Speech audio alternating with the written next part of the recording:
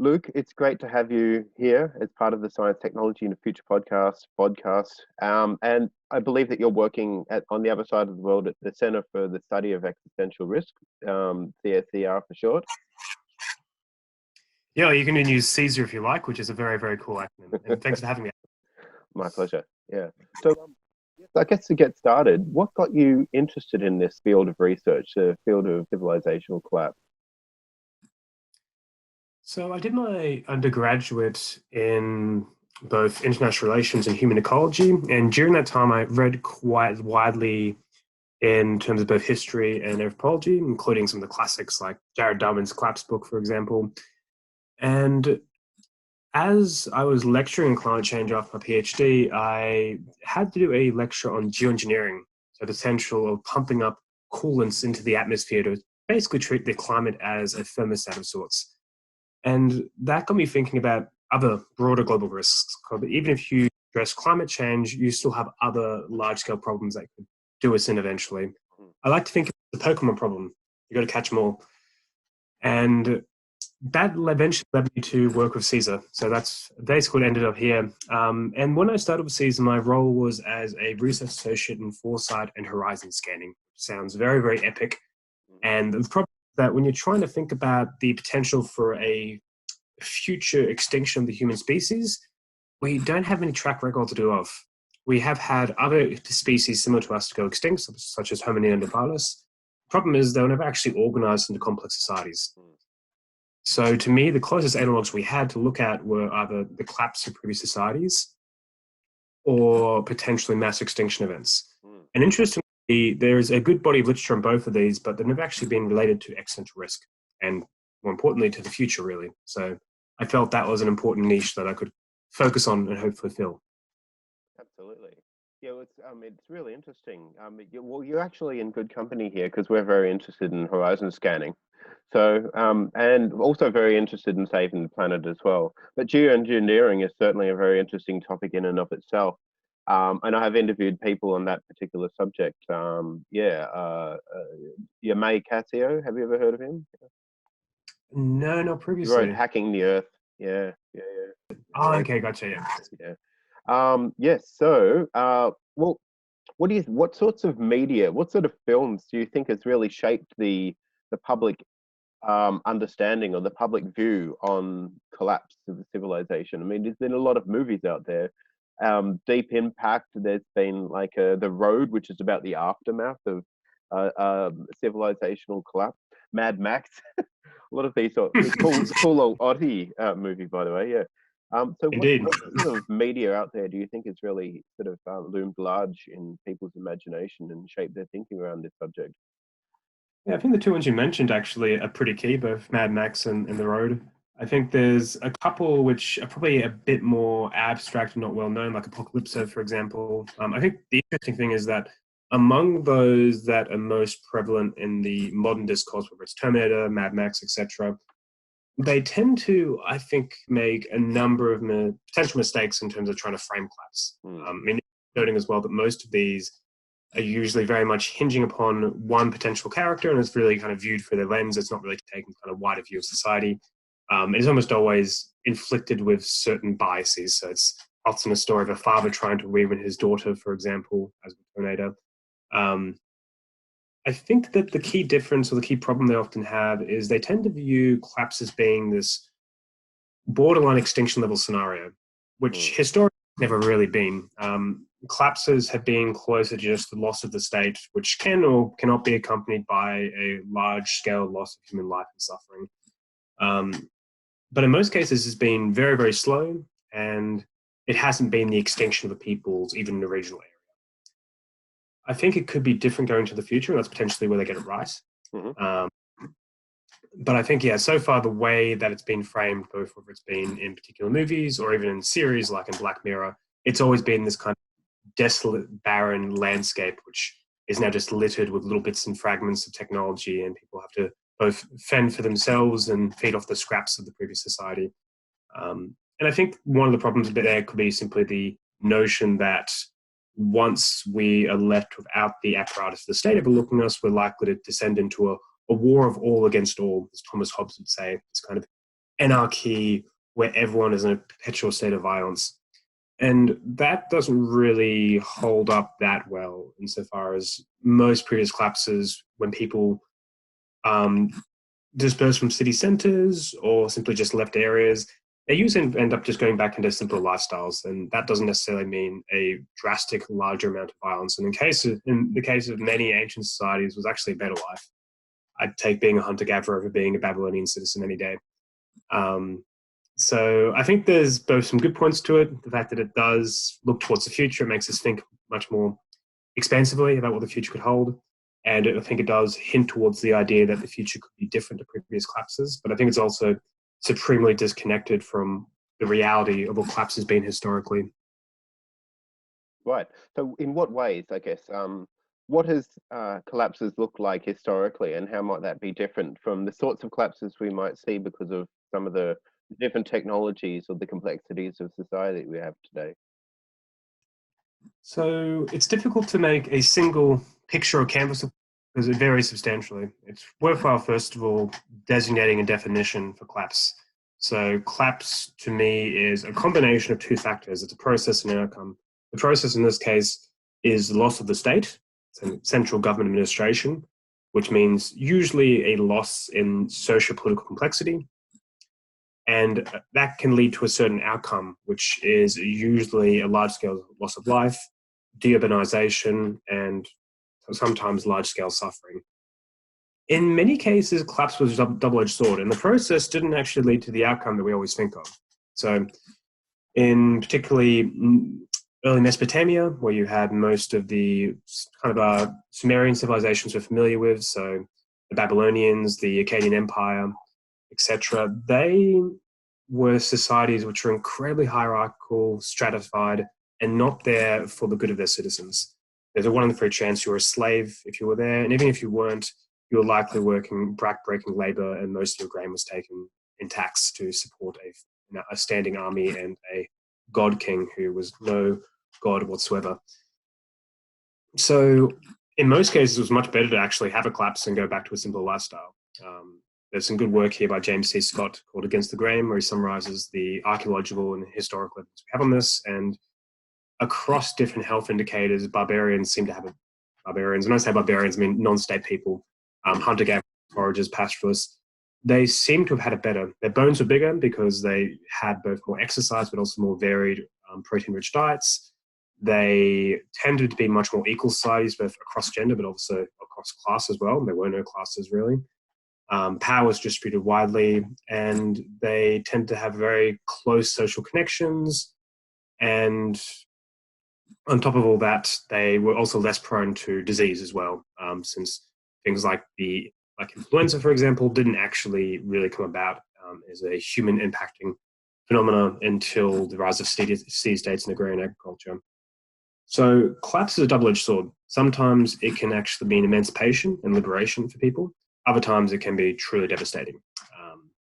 The way it's panned out has been often it's more slow, and it has actually, I think, often more of a decline than a collapse per se. So the collapse of the Mayan civilization took somewhere between 200 years or so. And even then, what really happened was you had some states in the north actually prosper. So Chichen Itza, for example, while the south tended to kind of be degraded and slowly crumble. So it's often a very slow phenomena. It is often good for the people. It's a very complex picture overall. Yeah. That's not in situations where it's been bad for the people and quite abrupt. There are examples of this, whether it be potentially the Incan Empire or potentially the Puebloans in the Chaco Canyon.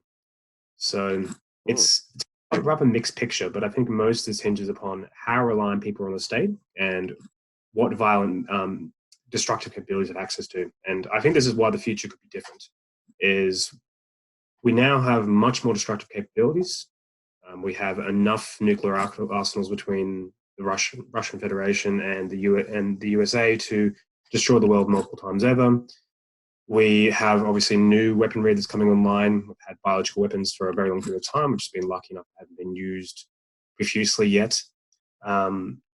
We also are now in a situation where we're much more reliant upon technology. Technology over time has tended to become both more dense, but also pervasive as well. And I think most of us would struggle to go back to living a pastoralist or hunter-gatherer lifestyle. On top of that, you also have more latent risk being kind of like underlying risk, which hasn't really manifested strongly, but it could under different circumstances. And I think this is where climate change could be incredibly devastating, is every recovery throughout history that we've had from collapse has happened in a stable Holocene. I'm not as sure if people could recover agriculture in a world of 6 degrees. Or 6 degrees. So those are multiple conditions which I think make the idea that the future collapse could be much, much worse than what we've seen throughout history. And on top of all that, it's likely to be interconnected and global rather than regional as it was previously. So I like to think of this as being a rungless ladder that as civilizations become more powerful and more complex, they basically climb up this ladder, but it eventually means their fall will be much, much more hurtful and injurious, and eventually reach such a high level of complexity and destructive capabilities that the fall will be terminal. And we may have reached that with the Trinity bomb tests back in 1943, first developed nuclear weapons. Okay, so that's an example of an aspect of a result of the complexity that's dangerous. What other aspects of complexity lend itself towards a dangerous collapse should it happen? So I think, as I mentioned as well, it's simply the fact that people are more contingent upon the state as well as technological means that makes it more difficult to adapt to simpler lifestyles. I think it's just that when a system becomes too complex and its interacting parts operate very, very quickly, it makes accidents or catastrophes very difficult to predict. And it potentially even makes them more likely as well. And it also makes them potentially more difficult to recover from insofar as it's hard to pinpoint what the exact problem was. There's a decent book by a sociologist, Perot, called Normal Accidents, where he talks about how in different systems, whether it be biology or a nuclear power plant, when you have these conditions of high complexity and what he calls tight couplings, changes and very quickly, it's very difficult to either stop the accident or foresee it, and hence these accidents become normal, inevitable. And that could be another issue when it comes to complexity, is that it makes it more difficult to designate what the problems were, to see them coming, and to recover from them. And on top of all that, I think there's also a case to be made simply that complexity often results in certain forms of structure. And what we've seen with technological systems is they're more likely to be what's called free scale than biological or social systems. And free scale in this case means that basically the way the nodes are connected are done in a power distribution. So the system is dependent upon a couple of key nodes. And you see this when you look at something like social media, where most social media user ship revolves around a couple of key platforms: Facebook, Twitter, Instagram. The problem, of course, with having a scale-free network is if one of those nodes goes down, the entire system collapses very quickly. And that's something I fear when it comes to both the way we're organizing technological society now and the way the complexity tends toward when it comes to technology, is we're making ourselves much more fragile and brittle. Interesting. Yes, you mentioned tight coupling. That's often a term used in software engineering, where you get that's a symptom of a difficult system, or a system that's prone to be fragile. And the opposite, or the more desirable way of doing things, is by loosely coupling the objects or the key components in the system, such that they're tightly cohesive, but at the same time they're loosely coupled and modular and able to be moved around. And if one drops out, you won't sort of catastrophically fail, but you'll gracefully degrade until such time as you can bring the system back up. So I guess it's similar with societies, which brings me to the question. It's not one that I've really heard a lot of answers to, and that is, let's say we do go through a collapse. What can we do now to ensure that if people survive the next collapse, what lessons can they learn, and what information can we tell them about how we are now, and what sort of things we should look out for? And the first one would be simple recovery mechanisms. So David Denkenberg has had some excellent work when it comes to recovering the food system. We've had Lewis Dartner talking about how we could potentially recover knowledge systems. And I think that's one of the easiest, kind of lowest hanging fruit we could do. And it incredibly cost effective is just simply putting in place recovery mechanisms. So in the event of a collapse, we can recover some of our most critical underlying systems. Food would be one, and knowledge would be another one, energy would be a third one, potentially transport on top of that. And you can do different things to make these systems capable of withstanding massive global catastrophes and still potentially functioning quite effectively. So Dankenberger goes through how you could, for example, use different forms of fungus, which could then be fed to either directly to humans or even to cattle. And these could be grown even in the case of a nuclear winter. And systems like this are things that could potentially be both profitable now, but would obviously be incredibly impactful and important in the case of a collapse. So recovery mechanisms would be one. On top of that, I'd say a kind of a vault system as well, which we kind of have with the Doomsday Vault in Norway. We've tried to put away all the different varieties of grain and sea that we have throughout the world. Unfortunately, the Doomsday Vault hasn't proven to be as impregnable as it sounds. It got flooded a few years ago. So we need to make sure those are actually capable of withstanding a global catastrophe in the first place. But having capsules of sorts which we can access, or even future civilizations or future species could access, could be quite key.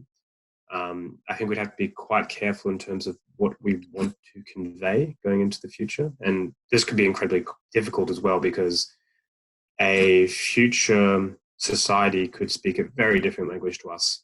So making sure that it could be understood could be difficult. If it's a different species, that's just a different problem altogether. So those are some. I think that the key is to first of all make sure the global catastrophe doesn't spiral into something worse, like an existential risk.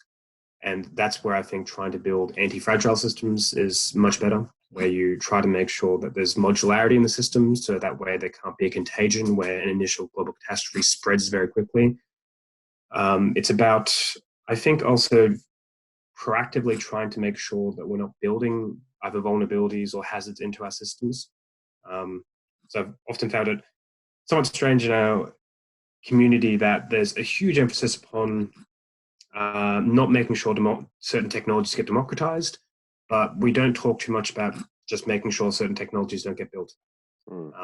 I think that's very much within our collective capabilities, and we've done this to some extent when it comes to certain things like geoengineering technologies. The US used certain forms of geoengineering and experimented with them in the Vietnam War, but then with the onset of the ENMOD Treaty, the Environmental Modification Treaty, which the US and Russia signed on to, they have largely stopped that. We don't know of any further experiments they've done. Some of these good reasons to believe that we can stop ourselves from also building more destructive capabilities. And on top of that, we need to make sure our systems actually learn. So even if you have a modular system that is forward-looking and not building big hazards or developing large vulnerabilities, you still need to make sure that if it goes through any catastrophe or any errors, it can somehow learn. We have some good examples of this. Arguably, the attempts to resolve ozone-depleting substances are a decent example of this, where we saw a catastrophe forthcoming. We found technical replacements. We implemented them very, very quickly after the 1987 Montreal Protocol. And then most of the governance programs we took, such as using what are called targets and timetables, so we're going to reduce our ozone-depleting substances by this much by this year, that's something we're going to start to use in climate change. So that could be a good example of learning. But we also have examples where we haven't learned properly. So the global financial crisis would be a perfect example of that, where we essentially just bailed out the bankers to the tunes of billions of dollars. We didn't really put anyone in jail. There was a huge moral hazard created. And on top of all that, we didn't actually try to change the underlying structural conditions. The sequence which led to the initial subprime mortgage crisis have not changed. They're still done. And we still have a system where most of the big banks are considered either too big to fail or even too big to indict. And that, I think, is the most worrisome thing from the global financial crisis, is that it didn't spur any underlying change. The system didn't learn. Right. So even more than the actual recession, the nasty thing is that nobody learned how to, or maybe we know how, but nobody implemented any of the learnings that we did get, which is really sad. And I totally agree. I just can't get my head around it. Yeah, and the big problem here is that I think in many cases we know exactly what we need to do. It just runs up against very large power structures. But granted, this entire idea of how do institutions learn is it's something that's had a lot written on it. I'm not sure if there's many consensus positions, and it's something that I personally need to do a lot more research into. Absolutely. Okay, so I listened to your interview with Robert Wright a while ago, and there was this. I guess you're talking a lot about like the costs of modularity, because you spoke about modularity just before, right? And you brought that with Robert Wright, and he sort of countered you and said, well, does over modularity interfere with this sort of efficiency gain to get from interconnectedness? Mm. So, yeah, I mean, do you think there's a trade-off there that it's just too steep for people to take seriously? How do we make this trade-off acceptable or palatable? I think most people would be willing to accept the trade-off. Um, I think the problem is that our economic system is not that. We have an economic system which prioritizes profit and GDP growth above essentially everything else, and it's almost always focused upon short-term growth indicators, such as quarterly profit returns. Of course, some corporations can kind of circumvent this to a certain extent. So Google regularly loses money in some of its investments, including even DeepMind, for example. But it's willing to do so because it realizes that some of the research being done is something that could pay off in the long term. But this is fairly rare, and it only usually happens with corporations who can afford to have losses, which many cannot.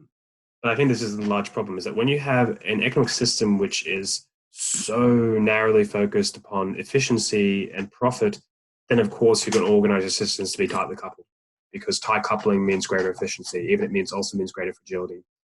I think there are technical ways to do this, and one could just be simply changing the purpose and the goal of the system. There's been numerous discussions around having alternatives to GDP. Another one would be just the simple economist trick of pricing in the externality. So you know that there's going to be greater risk due to having tight coupling. That's an externality. It's a third party effect that's not currently reflected in the price, but could have a social cost going into the future. So you can make somehow estimates of what's the likely cost of that going to be, and then start pricing it into the system in some way. You could, of course, even just simply have standardization to make sure that supply chains, for example, always have to keep a certain amount of their items in stock. Or even you could just put in place, in other cases like transport systems, where you just intentionally slow things down. I think that a lot of people, if they understood the potential consequences of this, would be willing to lose some degree of efficiency in order to gain much greater robustness in the long term. People, when they're inspired, are capable of making incredible sacrifices. I mean, look at the UK during World War II, for example. Most people didn't complain about their rations because they felt like it was worthwhile given the shared purpose of defending the very existence of the nation. So I think if people understand what's at stake, then it's very easy to get them to forego a little bit of efficiency. I think also on top of all that is that efficiency doesn't necessarily make more flourishing lives. You've seen I think I mentioned this to the podcast Robert Wright as well. You've seen this thing called the Fermi Paradox, where when you measure happiness at the very least by what's called experiential data, so how people feel on a kind of day-to-day basis, then happiness hasn't actually increased in the US since roughly 1970s, despite GDP having more than doubled over that time. And a lot of this is down to efficiency. When we become more efficient, we often just have this kind of rebound effect. We just tend to feel our lives are more clutter. Email is a good example of this, where email, when it was first brought about, people were like, this is amazing. I won't need to spend anywhere near as much time on communication. I can now spend more time doing the things I love, spending time with loved ones, etc., etc. And instead, we actually end up spending more time on communication once we got email, because it became so easy. So I think if we find different ways to think about what's the goal of societies, we find different ways to measure things, and if we get people to appreciate the unseen costs of efficiency, then there's good reasons to believe that we can find ways of implementing the technical solutions to make systems more robust and anti-fragile. Indeed, yeah. Also, you brought up a distinction between, this difference between robustness and anti-fragility, and you said something along the lines that robustness is, can withhold a lot of damage, but an anti-fragile system can take damage but learn from it and become more strong because of it. Is that the right way around? I'm not sure. Yeah, I mean, it's usually the juxtaposition here is between resilience and antifragility. And that's more or less correct, is that resilience is seen as the ability for a system to withstand and adapt to shock without changing its underlying function or identity. While the key difference is anti-fragility results in the system actively learning from and becoming better because of that shock. And this is one of the problems here, of course, is that there's competing different definitions of resilience, and there's been a very long academic debate about what exactly it means, since there's different forms of resilience. There's both a narrow type resilience, where you can be resilient to one particular threat. There's general resilience, where you're much more resilient to a host of different threats or problems. And then there's even different types of kind of capacity for resilience. So a tree, for example, may be able to take very, very high winds without breaking, while a blade of grass simply blows over and then bounces back. And so arguably both of those are different types of resilience. But I think the key difference in any case is that resilience means that the system can withstand shock without changing its underlying identity or structure or function, while antifragility means it actually learns, adapts, and evolves because of it. Which of these which of these approaches do you think would be more conducive to survival in the past? Like, let's just say in an evolutionary complex environment where you've got like changing landscapes and you've got different tides of prey and predators rising and falling. I think you spoke about this red queen effect where you got these sort of race conditions as well. But yeah, where do you see this working in the past, and how is it different from the future? So arguably, evolution as a whole is an anti-fragile system, and this is the downside and the kind of moral conundrum of anti-fragility, is that often certain parts need to fail for the whole to survive. Arguably, when it comes to evolution, it's been good that we've had a constant churn of species, a constant extinction rate across different biomes, because that's meant that the overall system can still survive and adapt. And of course, that then goes down to a further level where the loss of individuals is often good for the overall species, because basically making the gene pool stronger given a changing environment. That's a problem which I think potentially applies to societies as well. So arguably the loss of certain societies is for good reason, because they had underlying political, economic, geographic, or other vulnerabilities. And that ultimately was a good thing that they left and dissipated in some way so that others could grow in their stead and often learn from their mistakes. I'm not sure how we can pass that going into the future, particularly because we've become so deeply interconnected now, where if one thing fails, the entire system may fail. I think we can definitely withstand the loss of certain countries, unfortunately less powerful, but larger ones may be more difficult. So that's, I think, one underlying conundrum I've yet to kind of pass, is how to think about antifragility at different levels, where antifragility at the systems level can often be dependent upon things failing at a lower level. I think a lot of that just means that we need to learn how to let things fail gracefully rather than constantly bailing them out. This, again, may come back to the global financial crisis. That would have been a harder shock to swallow if we'd let certain banks fail, or at the very least broken them up, but it would have been better for the overall system in the long term. So you mentioned the Red Queen effect, and I think this is potentially key, is that when you look across most different societies, have had a basket, a plethora of different reasons put forward as to why they collapsed.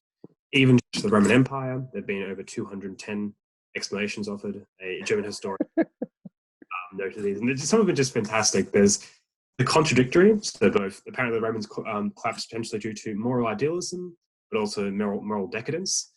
There's just the totally absurd, like at one stage I think there was also offered that it was because of homosexuality or culinary excess, which, given the modern world, we now have learned to both embrace gay marriage, but also to have numerous cooking shows, surely means we're on the edge of collapse. So ludicrous examples and contradictory ones, but there's also some golden ones as well, ones which seem to have good empirical evidence across multiple case studies. And from my research thus far, the ones that I have identified as being these kind of key, robust, incredible contributors to collapse are inequality, climatic change, environmental degradation, decreasing returns on complexity, decreasing returns on energy investment, and oligarchy.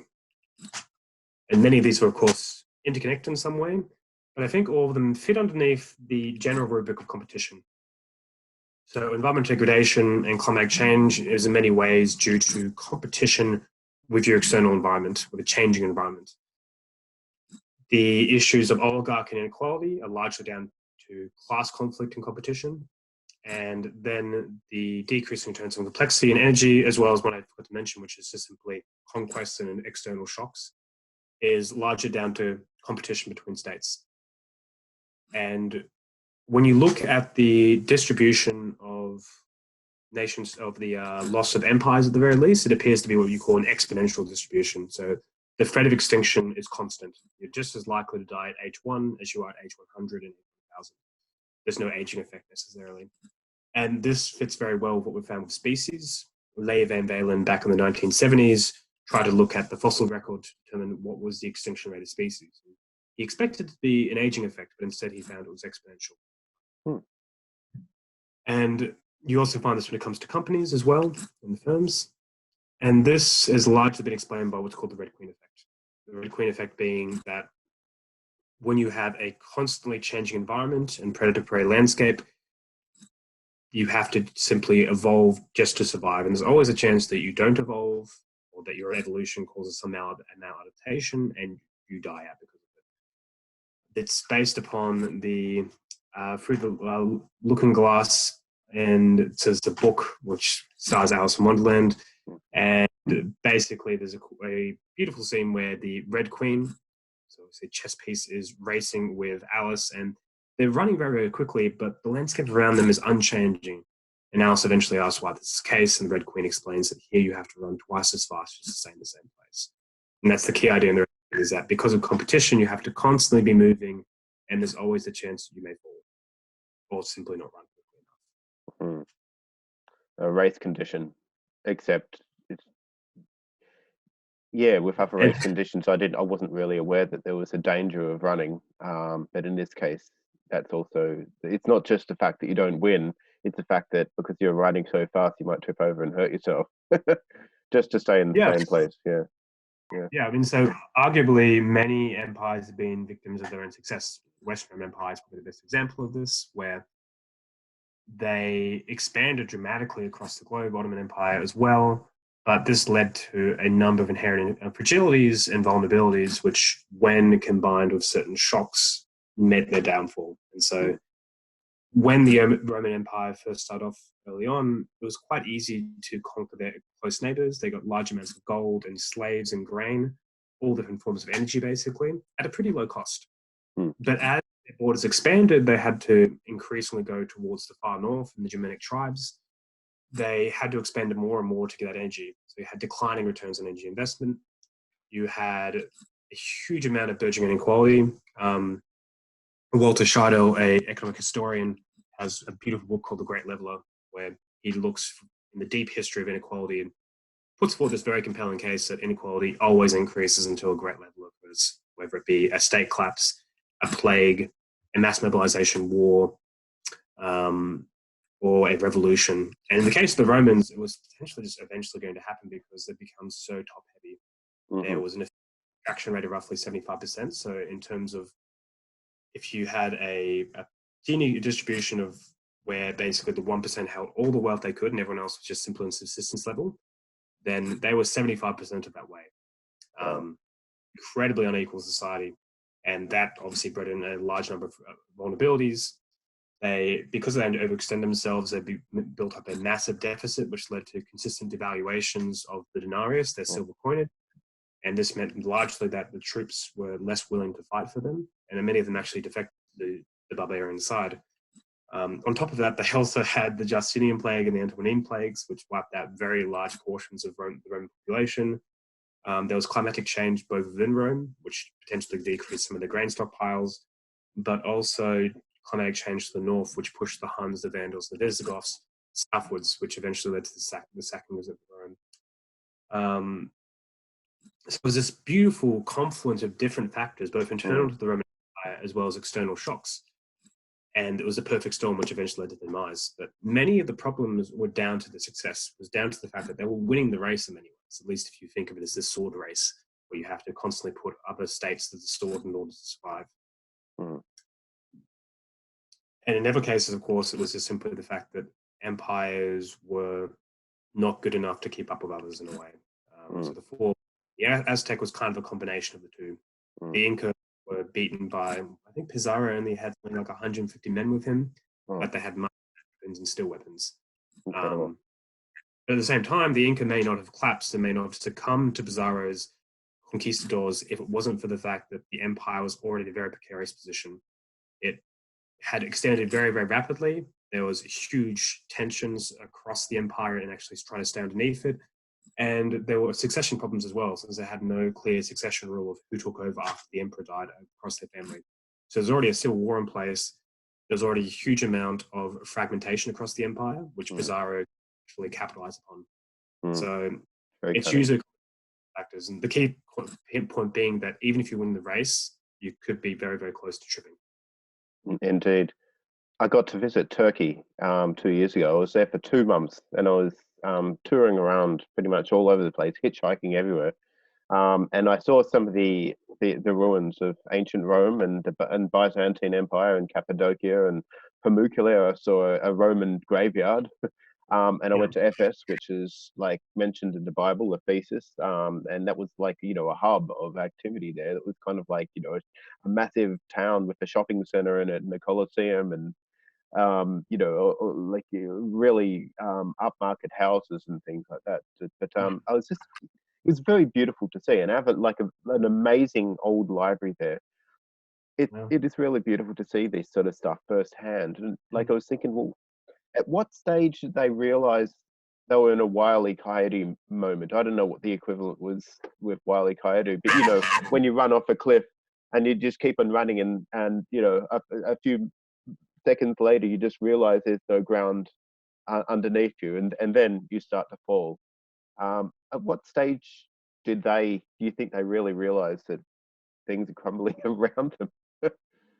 I mean, Mm, it varies substantially across different societies. And one of the that almost all societies always has its doomsday prophets, and sometimes they're wrong and sometimes they're right. And so, yeah, you had stages in the Roman Empire where I think it was Seneca and others were already forecasting doom quite early on, but it didn't come until centuries later. Um, so I'm not sure if any of them ever truly do realize until something absolutely terrible happens. So I think most of the Roman populace probably realized that there were some severe problems when they had the Vandals sack them in 472, I think, along those lines. Um, so I'm not sure if a lot of them ever do completely realize that there's a catastrophe in their midst. Um, One thing that's worth noting here, I think, is that you brought up a really beautiful point there about we always use these sites for tourism, and we're most mm, always view history through the ruins of the previous societies. But historically, when you look at it, most people, at least in terms of generations, have lived outside of states. States only cropped up roughly 12,000 years ago. And interestingly enough, that was due largely to the Holocene. We've had our same biological faculties probably for the last 200,000 years, potentially. There's disputes over when the cognitive revolution occurred, but it seems like one of the biggest changes to us actually forming complex organized societies around agriculture was the change towards the Holocene. But in many cases, we maybe should sort of think less about this kind of history of the human race as being a sequence of different civilizations and societies that have risen and fallen, and maybe think of it more in terms of these states being aberrations in a way. Our actual default condition is living as hunter-gatherers, living not under states, and that we often should wonder why states lasted so long rather than why they went extinct. Because sometimes just it was very difficult to keep people underneath states, particularly because historically states have been, contrary to what's doing now, they weren't providers of global public goods or public goods in general. We're usually there for extraction and for providing a source of income to fill a very large army, and usually enrich the god king even further. Of Mm. course, there's some exceptions, but that was the general rule of thumb. So there's good questions to ask about how our view of history shapes the way we think about states, both in a moral sense, but also in terms of a kind of intuitive sense that they're like the default factor or unit we always look to. And I think there's also an interesting point here where when we focus upon ruins, we not only just kind of naturalize the state as the typical condition humans live under, but we also, I think, tend to take this 1% view of history. So one of the problems here is we rely upon monuments and structures that were usually palaces, great tombs, etc., because they're the ones that withstood the test of time. But they only give us a very distorted view of what life was like. And the problem is that when you compare this to non-state peoples, they have a biodegradable footprint. They don't really leave much sign that they were there, apart from occasionally bones. So this both points towards, I think, the natural distortion we have when we look at history, as well as the problems we have in just simply trying to interpret historical data, because it's so sparse and it's usually both fragmented but also narrowed down to a perspective from the elites. Interesting. Yeah. So do you think we're like in this Wiley kind of OT moment now? Do you think we could be? And we're just realizing that we've just sort of overshot over a cliff, and we're just scrambling to get our footing, in midair. I mean, we could be probabilistically. I don't think we. I think that there would be. And so the Wile E. Coyote, it's kind of worth defining in a way. So the key thing for me there is that they're basically outside the cliff. Gravity is about to take over. I haven't realized it yet, but the key thing being it's irreversible. It's inevitable. The demise is locked in. Their fate is sealed. And I think that doesn't happen until a very, very late stage. I think that for most societies, before they collapsed or before they even just went into a long decline, there were clearly things they could have done to help stave this off in some way. And many of them did. I mean, the Byzantine Empire was very long lasting, and a lot of that was because they started to devolve power to the kind of outer provinces and regions and governors. John Holden actually has a really good case study of the Byzantine Empire and the kind of resilience they had. But the key thing being, I don't think that irreversibility happens to a very late stage. And I think by that stage, the marks of disintegration are probably very, very clear. I think that when you look at modern day society, there's a lot of indicators which suggest we're heading the wrong way, whether it's rising inequality across OECD countries as well as within countries across the world, environmental degradation, obviously, rising temperatures. We've gone 0.8 degrees above pre-industrial levels. We're looking at probably 3 degrees or above potentially by the end of the century. And we also have declining returns on investment in energy, and we potentially also have declining returns on complexity. I'm still crunching some numbers here, but at least in the US, there has been a peak of how much kind of growth you're getting from the GDP percentage spent on research and development, which is something that Joseph Tainter, one of the key scholars of collapse, talks about as being the kind of key metric for understanding if you're going past your point in diminishing returns in complexity. So there's a lot of bad signs, but I don't think there's any good reasons to believe that we're at a stage where things are reversed. I was just being rhetorical. Just of course, it's just an intuition, Bob. But okay. So what sort of new threats are we looking at today, which weren't around in previous collapses to worry about? I mean, I can think of a few, but I'd rather you focus on ones you're worried about. Yeah. And so most of the things that we study when it comes to existential risks are relatively novel. So nuclear weapons, arguably climatic change is different now as well, insofar as change previously was just variations in the Holocene, while now what we're looking at is a global anthropogenically driven change, which in pace and scale is unprecedented. We also have, of course, biological weapons as well. So whether that be design viruses or potentially using gene drives in certain nefarious ways. There's potential of AI resulting in different problems, whether it be the kind of long-term, more speculative ones of artificial general intelligence or high-level machine intelligence, but even issues such as hooking up AI to nukes, and hence potentially raising up issues of having a flash war. But also think lethal like a flash crash. Yeah. Exactly, a flash crash, but in this case, sending off a nuclear ballistic missile rather than causing a stock market crash.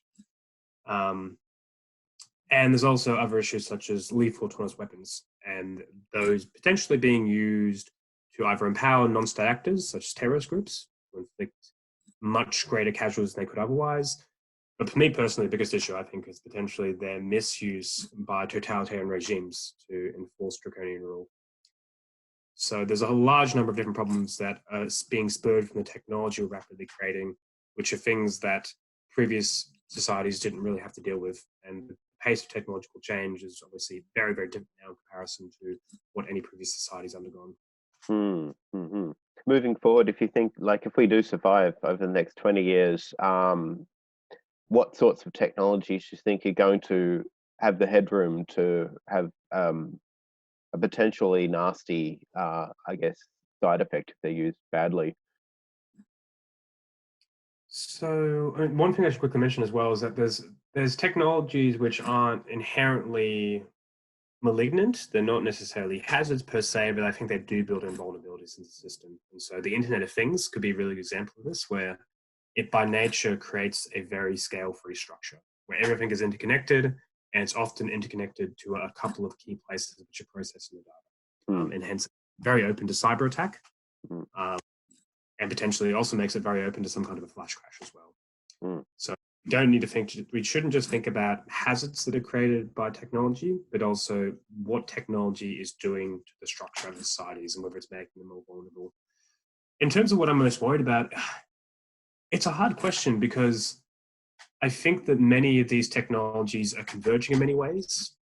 So you're a confluence between cyber security and biosecurity, where we now have novel ways to start to encode data into genomes, for example, which potentially could lead to them being hacked in some way. Obviously, also just simply cloud laboratories, where a large amount of bioengineering is now done through basically outsourcing. We can outsource it to a cloud lab. Indeed. And be problematic for numerous reasons, particularly because a number of these companies don't have the same rigorous biosecurity standards that a lab that has like a BSL 4 would, biosecurity level 4 is, which is the highest level you can get. So I think it's difficult to kind of pick out general areas. So I wouldn't say like I think AI is the worst or bio is the worst. I think we can look more closely and say there's certain technologies that we clearly shouldn't develop or shouldn't deploy. And up there, I'd say facial recognition technology is probably one of them. And lethal autonomous weapons, a lot of people disagree with me here, but I think there's good reason to believe that the costs they could impose, particularly in catastrophic costs in the future, are not worth any benefits they impose.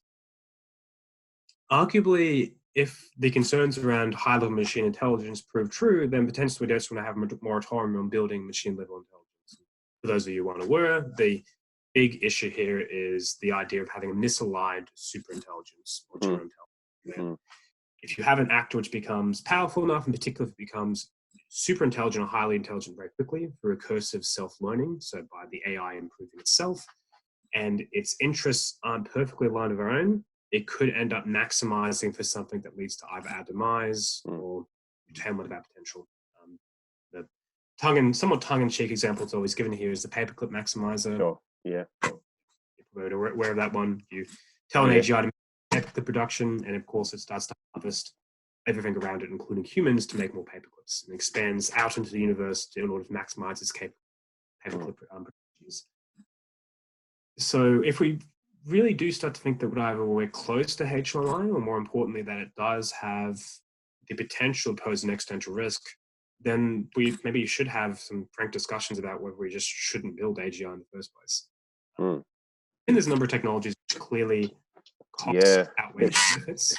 There's some nuance there. I think that that's quite interesting. I mean, Stuart Russell brings this up, and he often talks about an AI like an AI that can actually try to question you and try to make sense of what you're meaning to say, so you don't get the Midas Effect, where you get the literal interpretation of your wish that everything you touch turns to gold, but which happens to include your family and the food and everything you touch, which means you starve to death and your loved ones become statues of gold, or however the story turns out.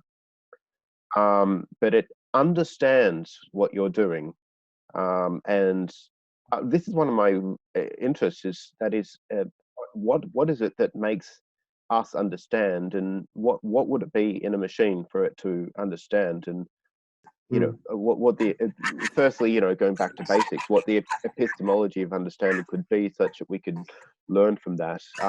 Such we already have an epistemology of knowledge. We should build one for understanding that actually sort of makes sense. And you're getting all the philosophers kicking that ball around for a while, and I'm sure we've made a lot of progress. But it seems like a very important thing. And then if we have that built into our machines, I don't say it would guarantee that it would be friendly or aligned, but at least it may solve the problem of loading values into a machine, and also solve the problem of value learning or value discovery as well, which is quite fascinating. But that's a tangent. That's a serious tangent. I think that there are promising avenues to solving the conundrum, and another one is Drexler's idea. There's Eric Drexler at FHI of building what he calls comprehensive AI services, where you have numerous different narrow AIs focused on particular services or forms of production, and they can be coordinated by a different AGI. Sorry, different AI, not AGI. But the key thing is you never actually create an AGI because none of them ever get put into a single system. Potentially avoid some of the problems. I think there's still some problems there, such as that some applications may just naturally evolve into AGI. There could be an emergent property across the system, for example, and that if you have such a high adeptness of AI, it may just be relatively simple for another actors to put one together. I think across all this, but it is an interesting question of who controls the AI. So even if you don't create an AGI, if you create a sufficiently powerful technology, which is in the wrong hands or even in the right hands, but just of people who want to control others, that could still end up in being something that's close to an existential risk, at least a totalitarian risk. So I think there's still a drastic need and room for having a discussion about whether certain technologies are worth being built in the first place. Particularly when you think about it in terms of, say, for example, happiness and across a very wide basket of people. I think often new advancements are justified more in terms of contributing to GDP or contributing to national defense or other interests of the powerful, rather than necessarily making it better for wider society.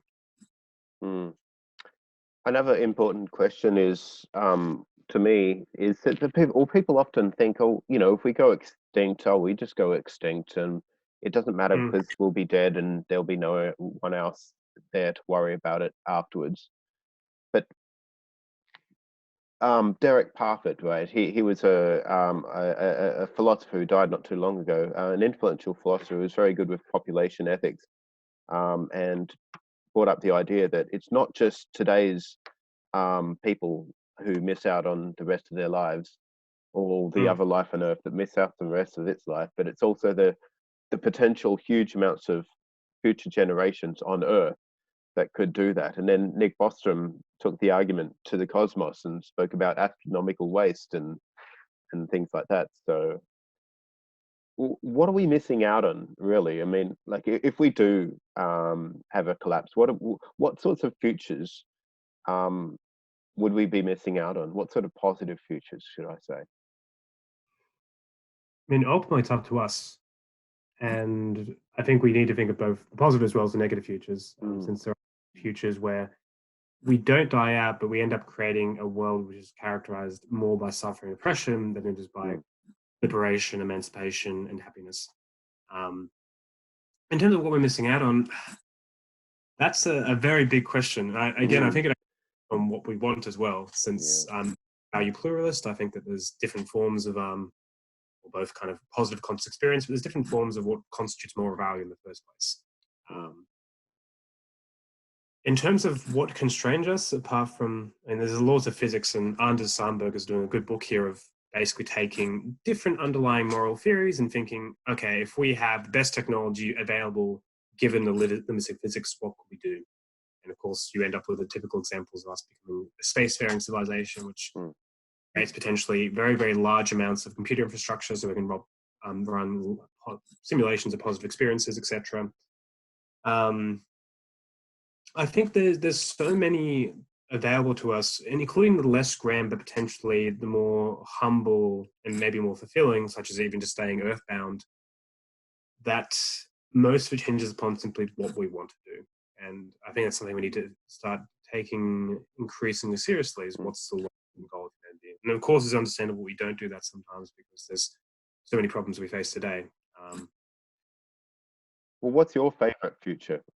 What's your My favorite favorite. utopia? What would it look like? That's a tricky one. So I'm kind of known as the anarchist Buddhist at CSER. So my vision of the kind of utopia would be along those lines. It would be one where there's a kind of what you can say radical abundance opposed scarcity that could be potentially applied by technology. More importantly, it's one where people are no longer forced to work, where people's lives are largely characterized by liberation. They can do whatever they want that involves flourishing, and one which people increasingly look inwards for contentment and happiness, whether it be for the tools of meditation or potentially using technological tools to explore new forms of consciousness. And potentially, most importantly, it's one where we've become the best stewards of Earth that we can be and of other life. Potentially even trying to remold the wild so it's less characterized by suffering and more by emancipation. Yeah. David Pearce is. You've written a lot about that. I've interviewed him a lot of times too. Yeah, his might be coming to Australia next year. Interesting. And so that's something I wouldn't necessarily be against. Then space exploration happening thereafter, but I feel like it's something that happens very, very long after we've proven that we're worthy stewards and guardians of Earth, and that we're actually happy with what we've explored in terms of our own conscious experiences. William McCaskill's long reflection. Have you heard of that? He spoke a bit. Yeah. It sort of comes to mind there. Yeah, I think the problem with the long reflection is that it's basically sidestepping all the juicy stuff. Once you've basically solved all your problems and you have time to just reflect, it's a good idea, but I mean, getting there in the first place is the tricky part, right? And more importantly, I think it really depends upon how society is set up in terms of how that debate unfolds. We see in modern day democracies, so much depends upon how media is structured, who has the power in media. There's great potential for misuse, such as manufacturing consent, as Noam Chomsky would say, where if you have enough apparatuses of media which are tied up to the state or to powerful interests, they can basically manufacture the people to consent to certain things such as war. So the Great Reflection would have to be done in a way in which people somehow are both relatively equal, but you can still come to a decent conclusion. And of course, you just may not be able to. It may be simply that people have very different views of what constitutes a good life, and I think that's okay. Bigger question actually is less about the Great Reflection and more about whether there are fundamental limits to growth. And that could be something that constrains whether we're earthbound or can eventually go out into space and become interstellar spacefaring cultivators. Indeed. Do questions about the vulnerable world hypothesis and astronomical waste and the great filter arguments, do they keep you up at night? Do they worry you? So the vulnerable world hypothesis does, but probably not for the reasons you expect. Okay. So not for Nick Bostrom's reason. Yeah. So those of you who aren't aware, the vulnerable world hypothesis is essentially this idea that when it comes to technological development, we're largely pulling bowls out of an urn. And the urn contains bowls which are white, which are just kind of benevolent by nature. Ones which are grey, they have both pros and cons. They can be dual use, you could say. And there's ones which are black. These black balls constitute technologies which, in different ways, could spell disaster, global catastrophe, existential risk for all of us. And Nick basically argues that it's just a matter of time before we're likely to pull out one of those black balls and you can't put it back. And he basically goes through different solutions to this, including regulating technology and technological development, international cooperation. And the only one that he thinks is feasible is what he calls a high technology panopticon, So essentially a global surveillance state, which ensures that people cannot develop these black balls and all use them. Mm. To me, first of all, I find it interesting and a favour of imagination that we can't imagine futures in which international cooperation works, but we can imagine one where global surveillance is not corrupted and leads to a very dismal future. I mean, historically, we have all the evidence to suggest that that kind of concentrated power always corrupts. And we also have good evidence to suggest that we actually can cooperate pretty well when we want to. Mm. So I first of all would contest the conclusions very, very highly, but I think what keeps me up at night is that there's good reasons to believe that the downsides of technological development will be increasingly used to justify totalitarianism and state surveillance. Mm-hmm. And you already see this both in Australia as well as in the US, where in the wake of terrorist attacks, we've passed legislation so people can be held indefinitely without any charges pressed against them. Obviously, the mass surveillance program of the NSA is usually justified as well, that terrorists now have increasing destructive capabilities and we need to thus amp up our efforts to stop them. So I think he's touching upon a legitimate issue, but I think he comes to the wrong conclusion, where if you, as an academic, start to justify a global surveillance state, that's often what the powerful want to hear. And I think that's a genuine concern going into the future as totalitarian risks, that we're developing technologies that make it increasingly easy and pervasive for the state to control its citizens and to suppress dissent. And that's also, I'm more worried about lethal autonomous weapons. It's not that they are going to have bugs that are going to make them kill people. It's the fact that they don't have any emotions, that the fact that they actually don't have any biases in the first place. The reason why mass movements often work is because when the police and the army come up to a protest and they realize that their partner, their loved ones, their family could be in there, they're less likely to fire. A lethal autonomous weapon is not going to have those same harms. Yeah. So numerous reasons to believe that there is a potential going to the future of having a global surveillance state of panopticon, and I think that's a future that we definitely want to avoid. So that's something that doesn't keep me up at night, but it definitely does give me reasons for concern and pause. Filter, not so much. I feel that the Fermi Paradox is, well, first of all, it wasn't Fermi's and it wasn't actually a paradox. So when you look at the discussions, Fermi was saying, where is everyone in the context of debating space travel? He was basically saying that even if there are others out there, they haven't basically made it because space travel is too difficult.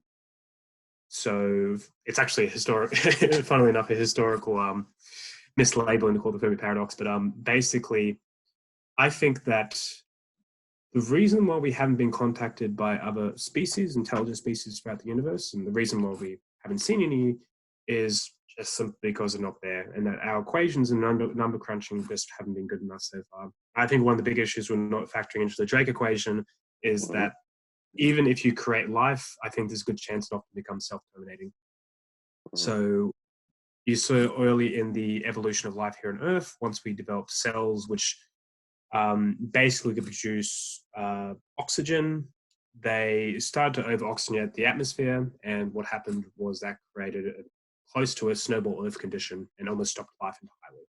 Wow. The entire Gaia hypothesis is that life is self-regulating, and the key thing is you often need to have numerous different species and organisms keeping each other in check. And when one is overly powerful, it basically runs over the top of everything else and spirals towards mass extinction. And some of the mass extinction events have happened exactly like this. One of the early, I think it might have been the Devonian mass extinction event, was largely down to basically trees occurring. And again, over-oxygenation causing a kind of snowball effect. So reasons to believe that life doesn't pop up even when it can, simply because the first spark of life ends up being self-terminating.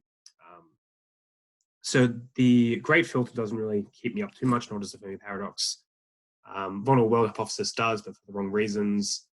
And astronomical waste, again, I'm not a kind of card-carrying consequentialist, so I don't see us as having to fulfill this kind of universal bounty in order to really make sure that life is worth living. I think that a life in which we stay earthbound, but we're good guardians and we explore all the consciousness has to offer is still a very, very good one.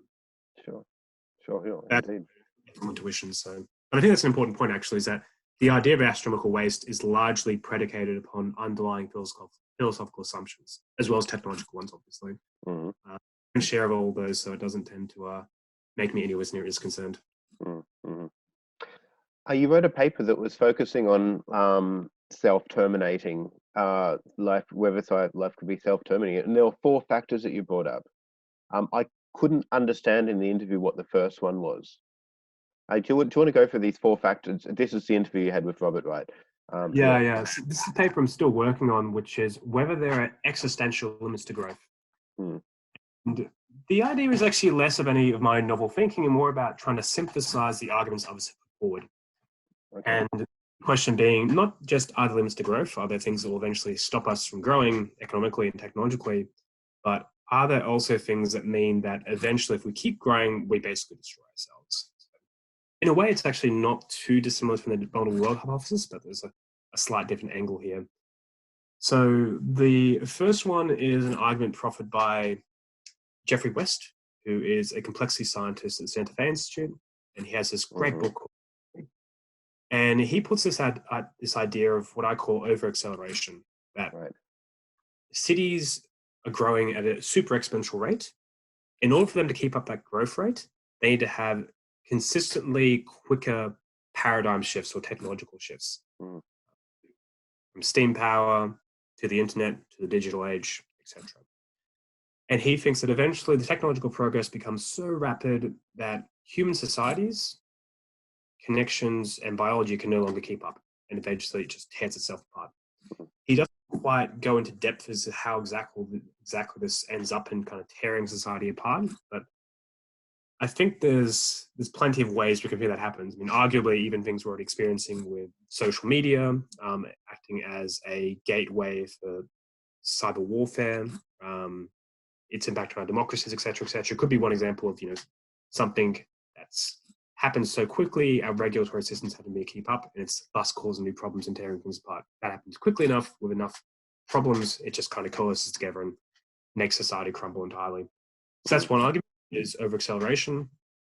There is another idea, which is simply that there are inherently limits to growth ecologically, and this is the idea that's written in the 1970s, Limits to Growth by Midas et al. And the key argument here is basically just that there's limits to what you can do in terms of economic growth, and that eventually either you have such a large impact in terms of pollution, or such a large impact in terms of deteriorating your environmental stocks that eventually that means that growth becomes self-terminating. There's also the dark lottery, which is kind of similar to Bostrom's idea, which is that I think what Nick gets wrong to a certain extent is more so that we're, I think, often intentionally picking the wrong balls.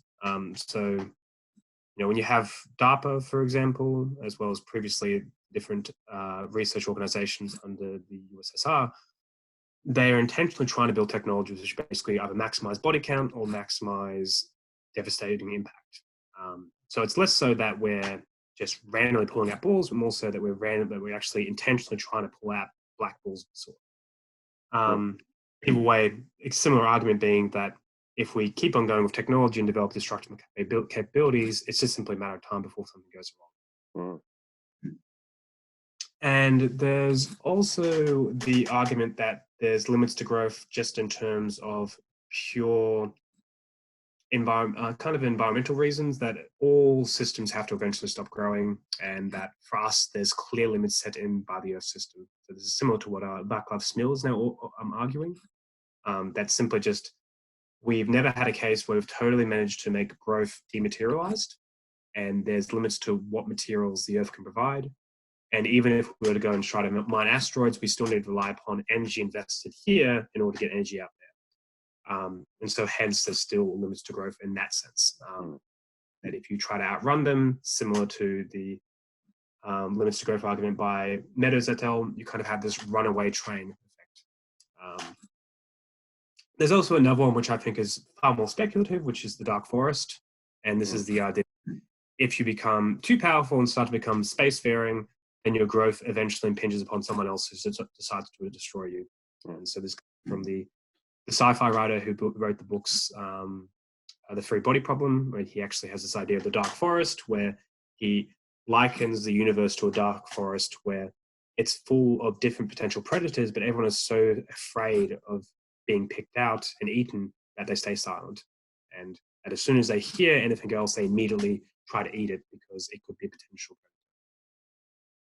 predator. Mm-hmm. Yes, that's something Stephen Hawking brought up as well for a while ago. Yeah. I'm not that convinced by this argument because I think we've already made quite a bit of noise, and it seems as though a lot of civilizations before they start to worry about the dark forest argument would do so as well. At least a sufficiently advanced civilization would be able to pick up radio waves and determine where they came from. But it could be the fact that they haven't killed us yet is because we're just small fish. I don't know. But why are they all hiding? Yeah. I think I'd agree, actually, as I mentioned. I don't think that there's a Fermi Paradox there, so there's no good reason to believe that there are spacefaring powerful civilizations out in the cosmos. But I also think that if a sufficiently intelligent species does make it to the stage where it's spacefaring, it's likely going to have to be quite wise and compassionate. That's just if it's something I agree. Powerful technology, it has to have had good cooperation within itself in order to develop and so hence I don't see it being just this ravenous predator just looking for resources. Hopefully not. I think that Hawking was mainly drawing upon the precedents of colonization. He actually does mention this idea of what happened when the Portuguese met the Inca or when the Spanish met the Aztecs. But I think that was a very different context, and I think we have good reasons to believe that other spacefaring civilizations wouldn't be like that. I mean, another argument for intentional limits to growth is it's less about limits to growth in a way, and more about why once you hit those limits, they could be existential, is the rungless ladder, which I've already mentioned. Yeah. Factors relating to both interconnectivity, our destructive capabilities, and our complexity, which mean that we're less likely to be able to recover from any kind of large-scale collapse. Mm-hmm. So yeah, I'm basically trying to weed those together in some way to put forward an argument that there could be good reasons to believe that there are essentially existential limits to growth. I'm not sure where to stand. I think there's good reasons where that may not be the case, but together these different arguments I think should give us some pause. Indeed. It's been wonderful, really. I mean, I love talking about this sort of stuff. It's important, but it's also so fascinating. What can people do? What sorts of skills are important, and how can people apply them? Should they have them or obtain them if they don't? I think that the ability to adapt to different skills will be important going to the future, because we're likely to see a case where people have to change jobs or occupations or skill sets rapidly going into the future. So simply the ability to learn will be key. I've actually social skills and the ability to organize other people, and not just in a kind of managerial sense, but also in terms of more the activist sense of actually getting people inspired and to take on certain challenges.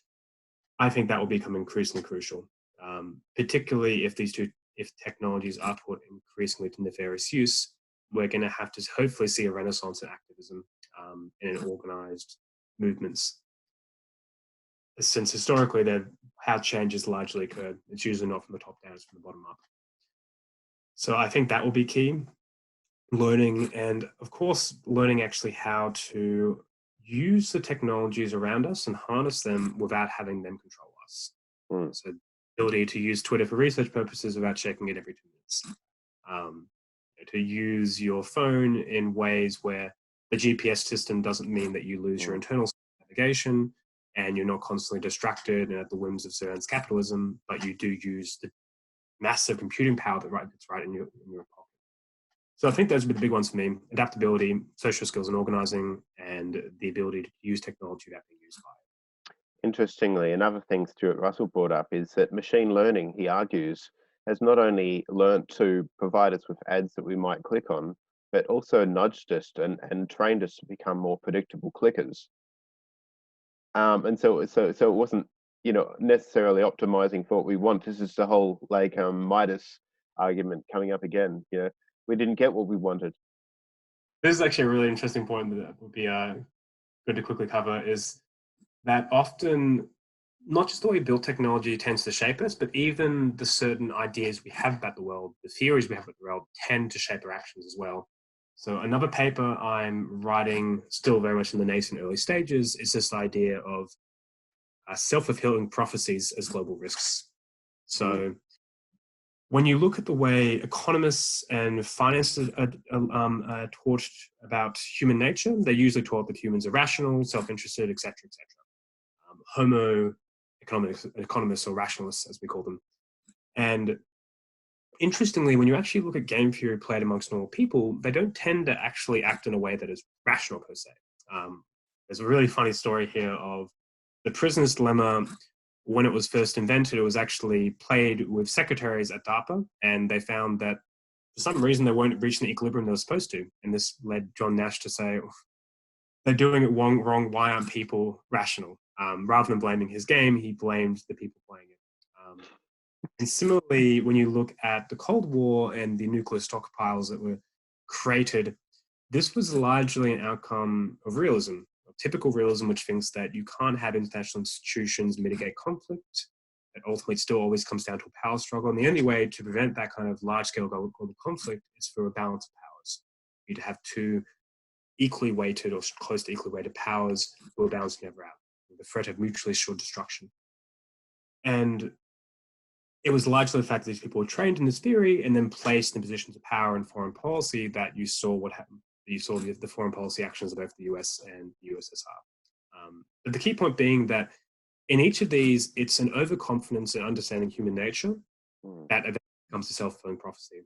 And when you have pessimistic assumptions about human nature, that becomes very, very dangerous. So I think that's something interesting to keep in mind, particularly because in the kind of existential risk community, there has been, I think, a predilection for relying upon things like game theory and certain forms of economics that do have this self-fulfilling prophecy element to them, where they think that humans are not culturally malleable, they're not socially malleable, we can't pick new goals, etc., etc. We can't be altruistic. It's really about self-profit maximization. Is an assumption which, when you play it out to its fullest extent and people believe it, can be incredibly dangerous. Indeed. Well, what sort of, okay, so there's a number of really interesting organizations out there, like the Center for Study of, or CSER, the FHI, sorry, and, you know, arguably others in America as well.